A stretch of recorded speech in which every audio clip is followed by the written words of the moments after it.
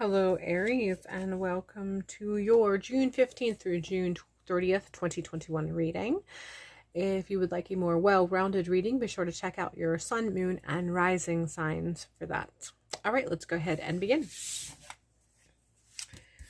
We have the World card to start out with, and I feel like this is reminiscent of the Wheel card. For whatever reason, the first thing that came to mind was the wheel, even though that's not what this is. But I feel like I'm being told that there is a connection between the concept of the Wheel of Fortune card, which has to do with the process of time, and direct relation to the World card, which is also reminiscent of the process of time. If you look at that, there's 3 seasons here in this particular card. As far as time is concerned, it really taps into this, and I feel like this is a message of how things are cyclic, and that concept of the spiral within nature, or the natural organic spiral that you see within nature, and the concepts of the labyrinth, and how when we walk in a labyrinth, even though we're on a path that's separate than a previous path, that path sort of comes up close to a previously walked path. And because of that, some of that energy kind of flows over into where we're directly at. So we'll see echoes of previous lessons. We'll see echoes of previous experiences. We'll see and experience echoes from just past situations, and it's all to help us with our process of growth, both on an individual physical level here in earth, as well as on a spiritual level. So I feel like this is all, the point of all of this is just sort of to remind you, because of something that you're going through right now. I get an overall sense of frustration. I'm feeling frustration right now when I'm beginning this reading. And with it is kind of an increase of agitation as a result of it. And I think it's just the seemingness of how everything keeps repeating.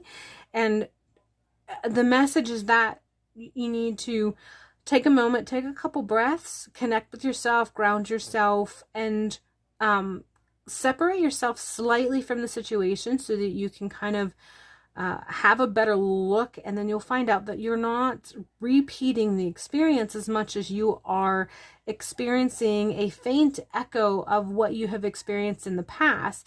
And it's all part of the process to help you with your current journey as you move on in your life as you know it right now, in your journey through life, both as a human individual as well as a spiritual individual. So however that resonates with you, take that accordingly. 10 of Wheels, and I feel like this is letting you know not just that what is possible, but what you are sort of pushing against because of what you're experiencing, and how that agitation that you're experiencing because you're frustrated, because the interpretation of these experiences are that you keep experiencing the same things instead of seeing them as echoes that have just vibrated in the labyrinth into the area of your life that you are now. So because of that focus, as a result of that, you're kind of pushing out or pushing against the future path and where it can go. And it's not that that's making it so that you can't get to that point of happiness and security, as much as it's just that the point is that you are prolonging the journey in the labyrinth to that point of happiness and security. It's slowing you down, so to speak, as a result of it. And then it just makes, because it's slowing it down, you're kind of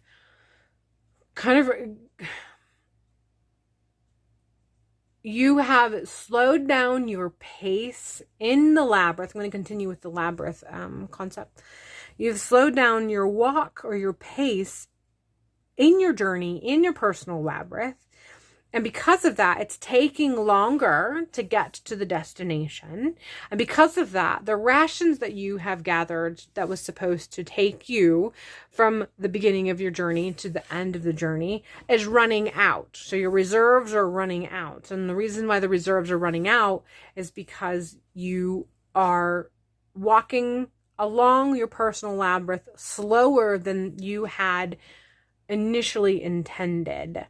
So don't get too caught up or entangled. Okay, so still going with the concept of a labyrinth, if you think of it as maybe a hedge that's grown and a maze is cut out of it or spooned out of it in out of hedges. You're getting caught up of the overgrown roots from the hedge to labyrinth over, but it's kind of overgrown into yours. It doesn't mean that that's what you're going through right now, but you just have to step over that overgrowth from previous hedges. Does that make sense?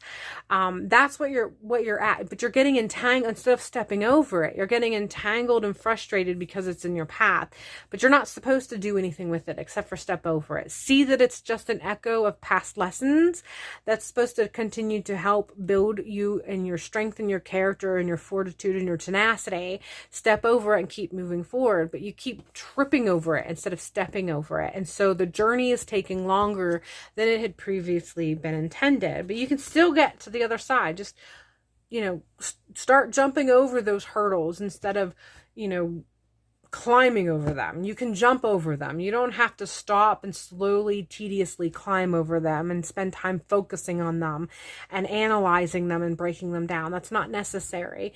You already experienced that. You're right. And as a result of that, recognize it as an echo of a past experience and then just keep moving forward. You have to embrace that inner knight. You have to embrace that concept of being able to strategize on the spur of the moment. That makes you quick in battle. These are characters that are parts of your strength, to be able to see something and face it, and in a split second be able to make a decision that makes it so that you can continue to succeed and continue to win, and you're not tapping into the aspect of yourself. The Knight of Wheels is letting you know you need to tap into that side of yourself. You need to that's what you have to be focusing on. You can't be focusing on how cycles keep repeating. You can't be focusing on how, because you have focused on the cycles repeating, you're now feeling like your reserves are being depleted. You're supposed to be focusing on that inner strength that you have that makes you great, that makes you always succeed, that always makes it so, like a cat, you land on your feet. Like, people see things that you take part in and they wonder, how did you manage to do that? How did you land on your feet? All the odds are stacked against you. All the things always in your life have circumstances where the end results looks like it should be something else, and you've always managed to be in the thick of it and make a split second decision that allows you to just turn it all around and land on your feet, and you're not connecting with that strength that you have, and you're being told you need to connect with that because it's there. It's always been there, and it's there, and for some reason you're not tapping into it, and you're just being told, tap into that. This is a strength of yours. Do it. Tap into it. We have the Six of Wheels, and this, I really do believe this is really connecting with, right away, there's something about your childhood. I feel like there is a bright memory for some of you. There's an experience from your childhood that reminds you of this character strength of yours. It does feel like it is connected with a mother figure. I'm seeing that in this particular image in the card. It does connect with a mother figure of some sort, someone who is there to nurture you and who took delight in praising you for these aspects of yourself that other people may have not seen as positive attributes. Other people may have been critical as a child because these characteristics may have made you a bit more loud or rambunctious than other kids. And so it's an aspect of yourself that other people may have sort of looked at you with criticism as a result of it. And you have this mother figure who in your childhood allowed you in some way to see that this was actually a strength. And this is something, again, this is part of the story as far as connecting to this aspect of yourself that allows you to see your inner strength and what you're capable of and where you can carry yourself. And these two cards, I feel, are coming together in with this message of trust and authenticity. Trust your true self. So there's an aspect of the work that you're doing that involves this, that for some reason you feel like this is supposed to take you to a version of yourself that you feel is more palatable by other people. But in doing that, there's a part of you that's not happy because you feel like you are not being authentic to who you are, which again goes back to this message of the Knight of Wheels and that concept of tapping into this aspect of yourself that is a character strength, not a character flaw.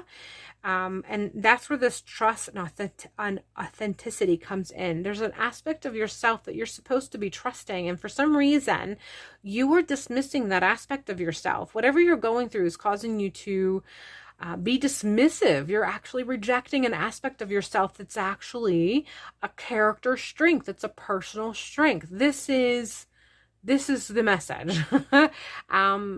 Stop dismissing this aspect of yourself. You'll break that cycle that you keep seeing repeating. You'll be able to get through this echo of past lessons and embrace the aspect of yourself that is a character strength. No matter what other people say about yourself, you know that this is who you are. You know that this is what makes you a strong person. You know this is what makes you succeed. Embrace it. Embrace it.